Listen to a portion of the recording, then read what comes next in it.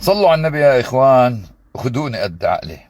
هلأ في عنا رئيسين، الرئيس ياسر عرفات الله يرحمه، والرئيس الموجود حاليا محمود عباس.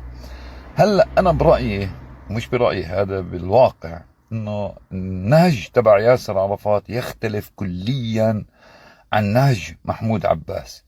يعني هذا عنده نهج وهذا عنده نهج، وباعتقادي انه كمان اختلفوا حتى في حياة ياسر عرفات، اختلف مع الرئيس محمود عباس.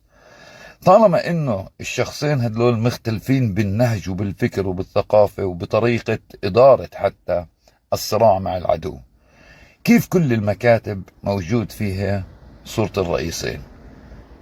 يعني بتفتش على مكتب الا بتلاقي صورة ياسر عرفات وصورة محمود عباس. طيب هو الانتماء للشخص ولا الانتماء للفكر